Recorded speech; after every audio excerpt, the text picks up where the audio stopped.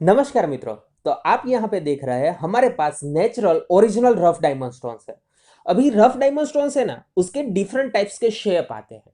अगर आपको कोई भी रफ डायमंड मिलता है तो आप कह देते हैं कि भैया मेरे पास क्रिस्टल टाइप का शेप है तो ये डायमंड ही होगा। ऐसा कुछ नहीं है। डायमंड है उसका कोई फिक्स शेप नहीं आता, उसमें जो इम्प्योरिटीज आती है वो भी कोई फिक्स नहीं आती। फॉर एग्जाम्पल, अगर आपको कोई भी रफ डायमंड स्टोन्स आपके खेतर में या फिर आपको कोई खुदाई काम करके मिला है, तो आप कैसे पहचान सकते हैं भैया वो ओरिजिनल है या नहीं है? तो वो आपको कोई एक्सपर्ट को ही दिखाना पड़ता है। अगर कोई एक्सपर्ट है वो एनालिसिस करता है, देखता है कि भैया उसकी सरफेस है वो मैच हो रही है डायमंड की सरफेस से, उसके बाद उसमें जो इम्प्योरिटीज है वो इम्प्योरिटीज के हिसाब से वो डायमंड है वो ओरिजिनल लग रहा है या नहीं लग रहा है। तो वैसे काफी डिफरेंट टाइप्स की प्रोसेस है वो करनी रहती है और उसके बाद ही वो फाइनलाइज होता है कि वो डायमंड है वो ओरिजिनल नेचुरल है या नहीं है।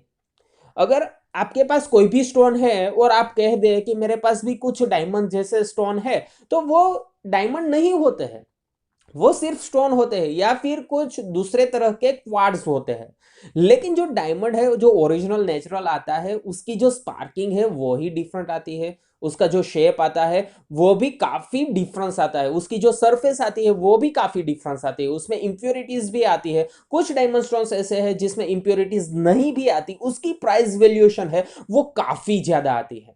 For example, rough diamond stones आप कोई भी आपको मिलता है उसमें कलर वाला रहेगा तो उसमें कलर में भी डिफरेंस रहता है। अगर वो डीबी बेस रहा या फिर डार्क टाइप का रहा तो उसमें क्या होगा, उसकी प्राइस वैल्यूएशन उसके हिसाब से डिसाइड होगी। उसके बाद जो वाइट डायमंड स्टोन्स मिलते हैं उसको हम कलरलेस भी डायमंड लोकल मार्केट में बोलते हैं। तो कलरलेस डायमंड है जो उसमें भैया वाइट डायमंड आ गए, सिल्वर बेस आ गए, थोड़ा सा डल वाइट आ गया, तो वैसे डायमंड स्टोन से उसकी प्राइस वैल्यूएशन भी काफी ज्यादा रहती है। तो ये सारी की सारी मैटर है ना, वो 4C पे ही डिपेंड रहती है। अभी ये 4C क्या आता है भैया? कैरेट, उसका जो वेट है वो कितना है, उसका बाद उसका कट कैसा है। लेकिन रफ डायमंड में हम तो कट तो नहीं देखते, तो उसमें हम देखते हैं उसका शेप कैसा है। उसके बाद डायमंड है उसमें कलर और क्लैरिटी, वो 2C हो गए। तो ऐसे 4C है, वो ही टोटल डिपेंड करता है डायमंड है उसकी प्राइस वैल्यूएशन क्या रहेगी, वो डायमंड है वो कितने में भैया लोकल मार्केट में आपको सेलिंग होगा। उसके बाद उसका जो मैन्युफैक्चरिंग आप करवाएंगे तो उसकी प्राइस वैल्यूएशन वो क्या हो जाएगी। तो वो हमें कहाँ से मिलेगी? वो हमें रेपनेट है, हमारे पास रेपापोर्ट रहता है, उसमें से भी आप डिसाइड कर सकते हैं। उसमें बैक रहते हैं भैया, आपका जो डायमंड है उसका कलर डाउन रहेगा जितना उतना उसका बैक ज्यादा इंक्रीज हो जाएगा। उसमें इंप्योरिटीज ज्यादा है तो उसका बैक और ज्यादा डाउन या अप कह सकते हैं, अप हो जाएगा। तो वैसे डिपेंड करता है आपके पास जो डायमंड स्टोन्स आता है वो कैसा आता है, उसमें आप कैसे उसका एनालिसिस करते हैं। कोई भी एक्सपर्ट है वो कैसे उसको एनालिसिस करता है। लाइक हम तो आपको कह दे कि गुजरात है, गुजरात में आप सूरत मान लीजिए, भावनगर है, बोटाद है, जूनागढ़ है, अमरेली है, उसके बाद महुआ है। तो वैसे सारे के सारे जो एरिया है उसमें डायमंड मार्केट है।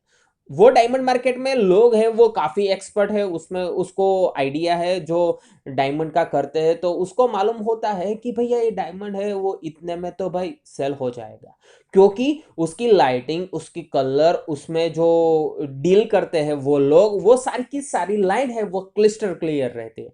लेकिन जो लोग ऐसे हैं जो खुदाई काम करते हैं भैया, उसको कुछ दूसरी जगह घूमने गए होंगे, वहां से कुछ ऐसे स्टोन मिले होंगे, तो वो भी डायमंड स्टोन्स हो सकता है। वैसा नहीं मैं कह रहा हूं कि सारे के सारे आपको मिले हैं वो नकली है, लेकिन उसमें से कुछ डायमंड स्टोन्स रहते हैं। लेकिन वो आप फिजिकली उस पर कुछ भी प्रोसेस करें तो आपको ज्यादा आइडिया आ जाएगा कि भैया ये डायमंड स्टोन्स मुझे लग तो रहा है ये शायद डायमंड हो सकता है या नहीं हो सकता।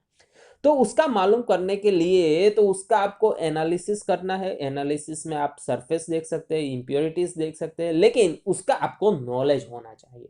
अगर आपके पास नॉलेज है तो आप भी थोड़ा सा भैया 30-40% आप कह सकते हैं, अंदाजा लगा सकते हैं कि भैया वो डायमंड है या नहीं है।